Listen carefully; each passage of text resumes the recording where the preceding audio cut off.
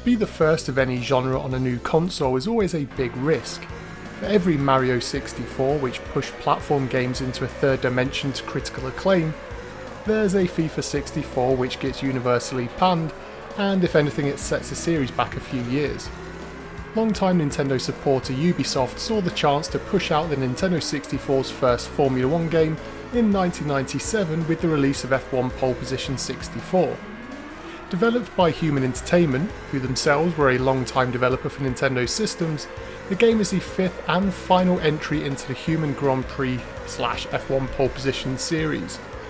With Human Entertainment only releasing one other Nintendo 64 game, which was the horrific Airborder 64 a year later, it may make people wonder if it was indeed this game which sent the studio on a downward spiral. While that will always be up for debate, in this instance I think it's fair to look at the studio's PlayStation releases and realise that it was more likely they just saw the benefits in working on the CD-based console and quickly finished up on N64. Which to be honest is a shame, because whilst F1 Pole Position 64 isn't the console's best racing game, and it's not even the best Formula 1 game on the N64 either, but at the time of its release it had so much going for it that it made this one of the first N64 games that I went out of my way to acquire through trade-ins at my local game store. I vividly remember a cold winter's morning here in the UK when it was frosty outside, and after we'd been playing Mario Kart 64 for weeks, I visited the local game store which I often talk about on this channel. I went down those slippery stairs into the underground shop. You've got to remember that back then N64 stock in game stores was still quite slim, and it was unusual for there to be too many used games at that time. I remember asking Alistair, who owned the game shop, what unboxed N64 games they had in. Now that was almost like a code word for saying, look, I don't have much money, anything boxed, well, you're going to try and charge me too much for, so I want something cheap. And at that point he pulled out F1 Pole Position 64 and said it was like, I think like 20 quid. Which back then was super cheap, and so I asked him if it was actually any good, and he said it is if you like F1 games. He was never the type of salesman who would tell you flat out that a game was terrible, and the more I think about it, I guess that's perhaps rubbed off onto me now. But I digress. So I parted with my cash looking for something to offer, something new, and for the price I wasn't really expecting that much. You've got to remember at this stage that what many could say is one of the best F1 games ever made was actually on the PlayStation, and Formula 1 with commentary by Murray Walker was absolutely stunning back then. First of all, I've got to be completely clear here though that there are big differences between the Japanese and Western versions of this game. The Western version is based off the 1996 Formula 1 season and includes full licenses and improved gameplay over the Japanese version.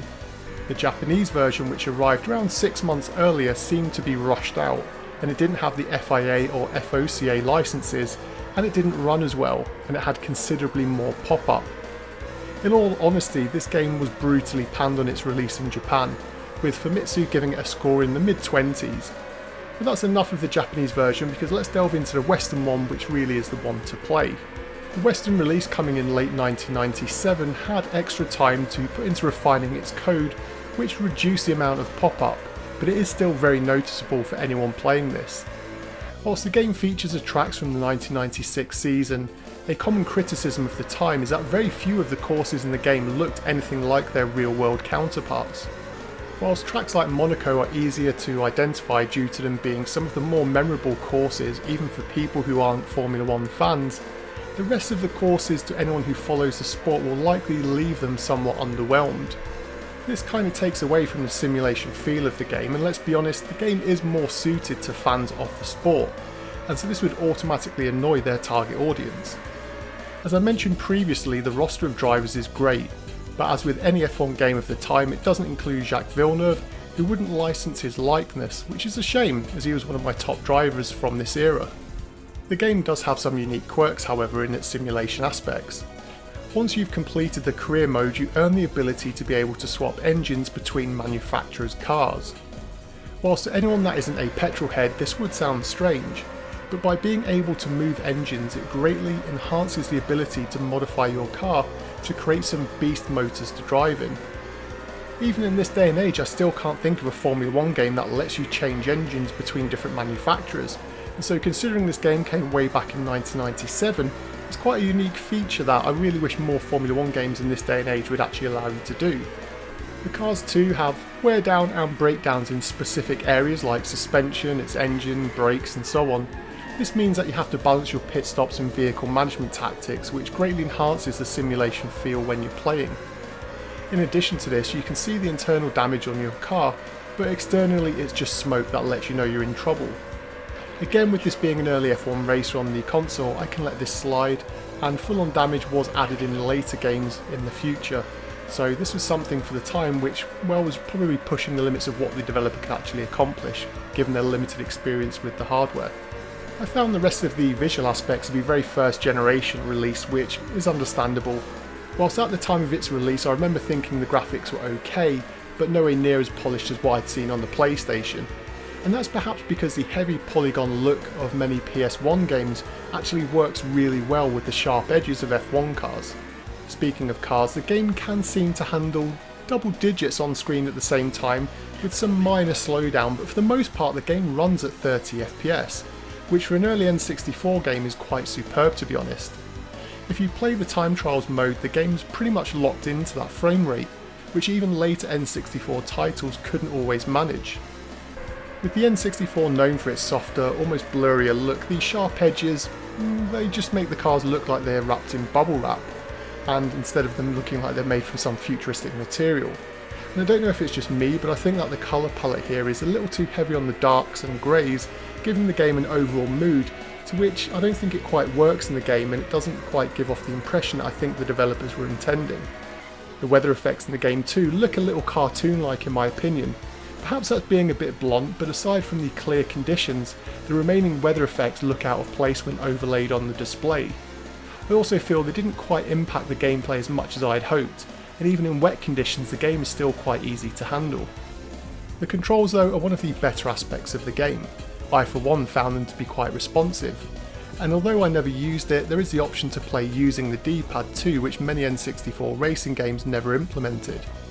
Even now my wife hates using sticks and still plays Crash Team Racing with the D-pad on our Xbox Series X, so that might be of note to any analog stick haters out there. Another point of note which I found quite unique about the game is that it does feature the option to turn on auto braking, and you can even adjust the sensitivity of it. I can't think of any other racing game before this, and so to my knowledge this may have been one of the first racing games that had this feature in it. Of course, if you know otherwise, I'd be really interested if you let me know in the comments. The game's sounds, both in terms of effects and music, is severely off pace, and the car's engine noise is just far too high pitched for my liking. When you compare it to say F1 World Grand Prix 1 or 2, it's night and day which game got the engine noises spot on. The menu music is also generic, not necessarily a bad thing, but it just is so unremarkable after you switch off you'll probably never remember any of it. But let's wrap things up here by talking about the elephant in the room. This is a single player racing game. One of the joys of racing, be it in real life or in video games, is that adrenaline when you're going head to head with a real person or a group of people. If online gaming's benefits need to be shown to anyone, then I think racing games are the standout genre in my opinion. So with F1 World Grand Prix being a single player game, in my opinion it's a deal breaker. That makes this game one to skip.